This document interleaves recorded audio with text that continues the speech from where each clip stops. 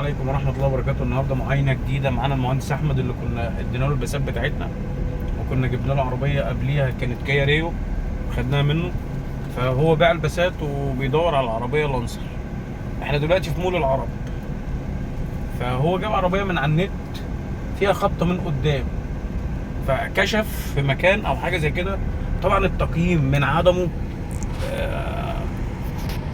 يعني ايه، مش ما عرفوش يحطوا لها سعر، وقالوا له فيها خبطه قدام. فالخبطه اللي قدام كل واحد بيجتهد، دي بكذا دي بكذا. طب كلمني قال لي عشان ما كنتش فاضي، فقال لي معلش انا مش هعتمد هي العربيه، والله ما نعرفها، بس احنا ايه يعني من الصور اهي انا بدور عليها في الباركن جبناها. فكلمني قال لي طب انا عايز اشوف الدنيا بقى في العربيه ديت، اعرف سعرها ايه حالتها ايه. قلت له كل دوت لازم نبص عليها. هي شايله معجون طبعا، معرفش هي ولا لا، بس انا شايف اللون والشكل فيها برومه. فان شاء الله باذن الله احنا وقفنا كده جنبها وهو لسه ما جاش، والراجل هيطلع لنا من جوه شغال هنا في مول العرب، فهنقيم سعرها على اساس حالتها، اللي هو الموتور عامل ازاي، كاوتش، عفشه، صالون، في حاجات كتير، خبطه رايحه لحد فين قدام، مقصره لحد ايه. طب السعر ده بيساوي كام؟ السعر دوت وتقييمه بيجي منين؟ بيجي من شغلك ومن الخبره اللي انت اكتسبتها من خلال العمل اللي احنا فيه. يعني احنا شغالين وعارفين دي بتصرف ايه، ودي من ام كام، ودي السليم بكام. فهي بتبقى عارف اللي هو ايه، معايير تقييم السعر دي بتبقى من جاي اساسا من خبرتك واحتكاكك بالشغل. زي ما دايما بنقول المثل الممارس غلب الفارس، هو جوه العربيه. تمام، اهو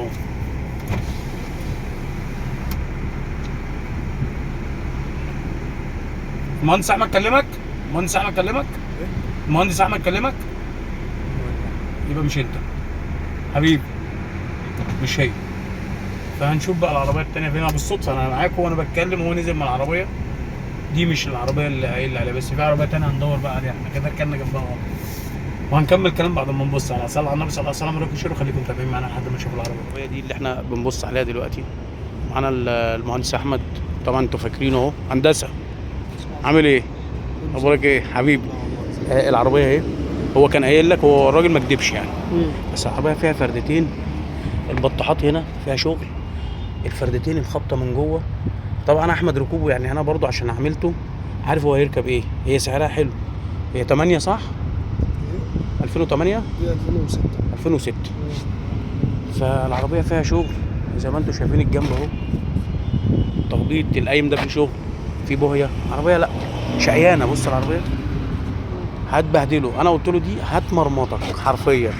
ليه؟ العربيه فيها شغل كتير، فيها شغل كتير ودواخل وده وده وده وده.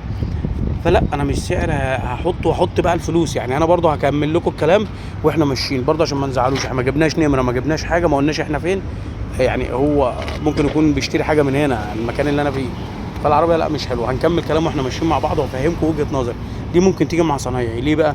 هيشتغل بايده فهتوفر معاه. وهنكمل برضو كلام واحنا ماشيين. نصلي على النبي صلى الله عليه وسلم وخليكم معايا. طبعا رجعنا مع احمد، احنا واقفين بندردش مع بعض.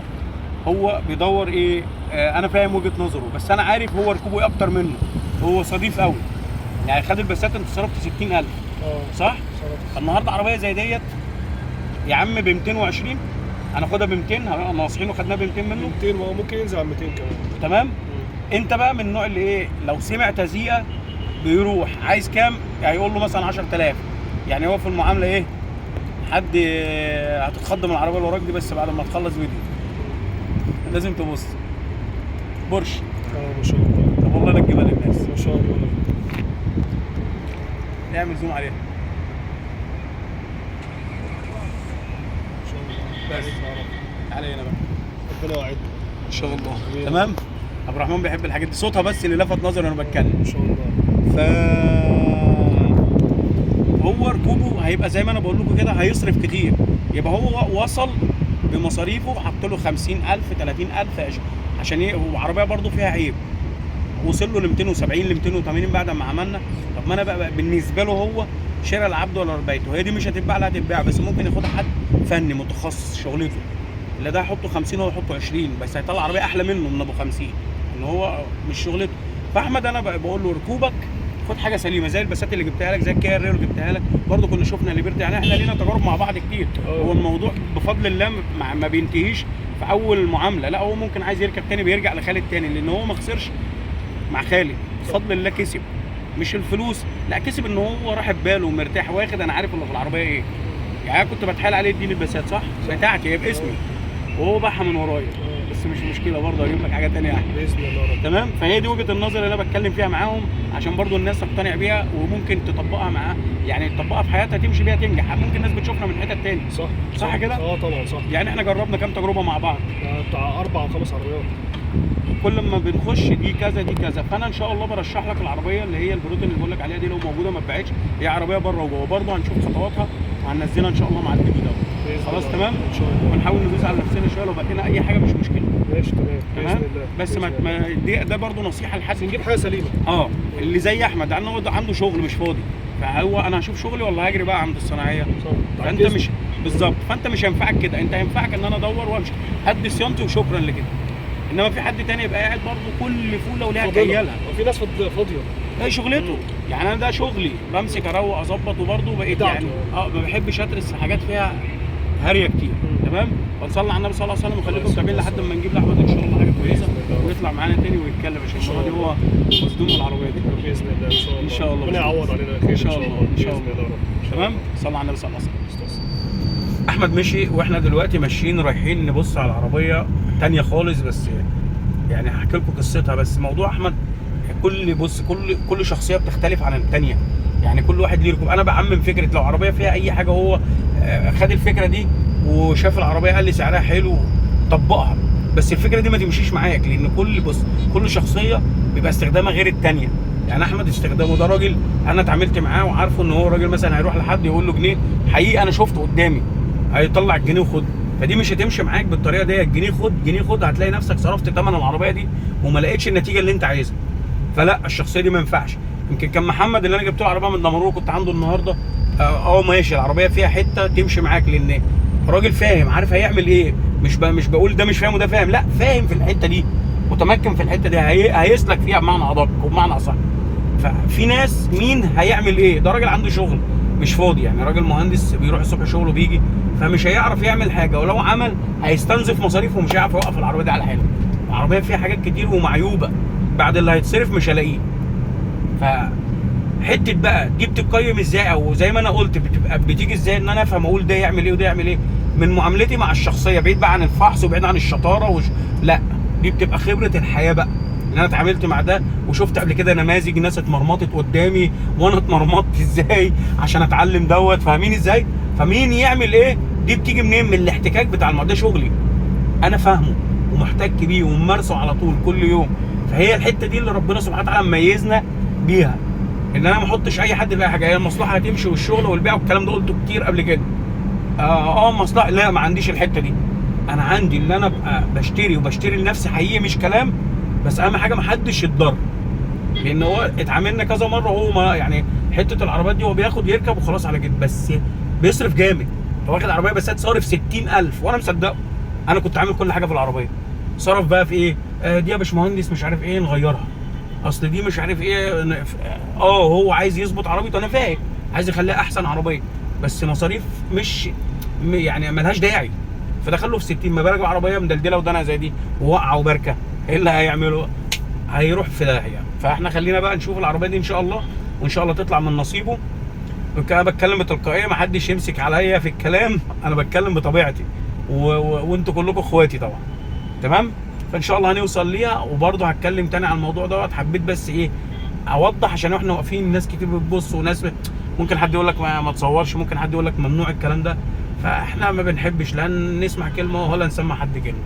تمام كده. نصلي على النبي صلى الله عليه وسلم وخليكم معانا لحد ما نشوف له البروتين ان شاء الله تبقى من نصيبه، وان شاء الله تطلع عربيه كويسه.